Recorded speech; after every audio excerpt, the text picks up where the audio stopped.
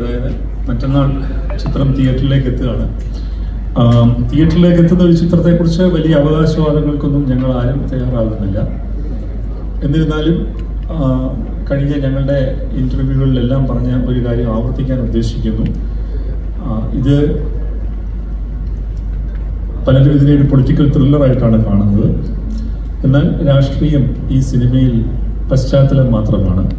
ഇത് അടിസ്ഥാനപരമായിട്ടൊരു ഫാമിലി ഡ്രാമയാണ്. അച്ഛനും മകനും തമ്മിലുള്ള വൈകാരിക ബന്ധത്തിൻ്റെ കഥയാണ്. നായകനും പ്രതിനായകനും തമ്മിലുള്ള ബന്ധം, പങ്കാളികൾക്കിടയിലുള്ള ബന്ധം, സുഹൃത്തുക്കൾക്കിടയിലെ ബന്ധം, രാഷ്ട്രീയത്തിലെ സഹപ്രവർത്തകർക്കിടയിലെ ബന്ധം, അതൊക്കെയാണ് ഈ സിനിമ കൂടുതൽ ചർച്ച ചെയ്യുന്നത്. രാഷ്ട്രീയം അതിൻ്റെ പശ്ചാത്തലമാണ്. പശ്ചാത്തലമാകുമ്പോൾ ചില അത്തരത്തിലുള്ള സിറ്റുവേഷൻസിലൂടെ ഈ സിനിമ കടന്നുപോകും.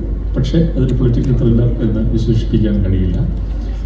എനിക്ക് തോന്നുന്നത് കേരളത്തിലെ പ്രേക്ഷകർക്ക് വളരെയധികം റിലേറ്റ് ചെയ്യാൻ കഴിയുന്ന ഒരു സിനിമയായിരിക്കും ഇതെന്നുള്ള ഉത്തമ ബോധ്യത്തിലാണ് ഞങ്ങൾ ഈ സിനിമ ചെയ്തിരിക്കുന്നത്.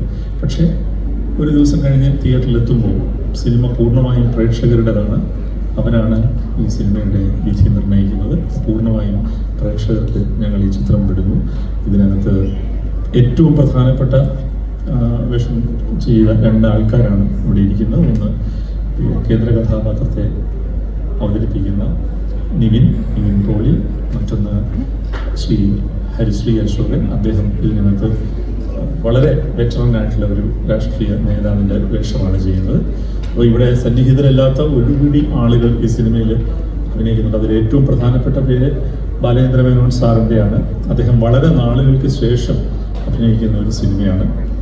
അദ്ദേഹമായിട്ട് പ്രവർത്തിക്കാൻ കഴിഞ്ഞാൽ ഞങ്ങൾക്ക് എല്ലാവർക്കും വലിയ സന്തോഷവും അഭിമാനവും ഉണ്ട്. പിന്നീട് അതിനകത്ത് ഷറഫുദ്ദീനുണ്ട്, സായികുമാറുണ്ട്, മണിയമ്പിള്ള രാജശേഖരനുണ്ട്,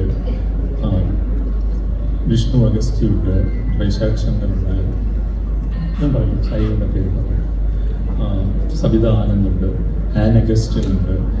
ഞങ്ങൾ രണ്ട് പെൺകുട്ടികളെ സിനിമ പരിചയപ്പെടുത്തുന്നുണ്ട്. ഒന്ന് നീതു കൃഷ്ണ, മറ്റൊന്ന് അനീന.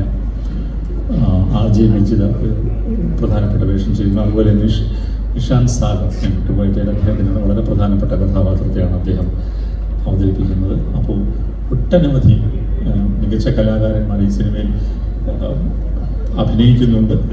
ഒപ്പം സാങ്കേതിക രംഗത്ത് പ്രവർത്തിക്കുന്നവരൊക്കെയും വലിയ പ്രാഗൽഭ്യമുള്ളവരാണ്.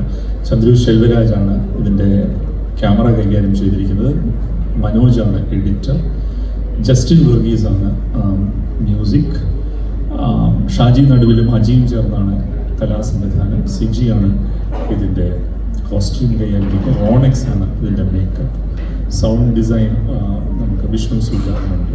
സിദ്ധാർത്ഥം വിഷ്ണു സുജാതനും ചേർന്നിട്ടാണ് സൗണ്ട് കൈകാര്യം ചെയ്തിരിക്കുന്നത്. അങ്ങനെ മലയാളത്തിലെ ഏറ്റവും മികച്ച സാങ്കേതിക കലാകാരന്മാർ ഈ സിനിമയിൽ പ്രവർത്തിച്ചിട്ടുണ്ട്. അപ്പോൾ ഇത്രയും മാത്രമേ എനിക്ക് ഈ വൈകുന്നേരം പറയാനുള്ളൂ.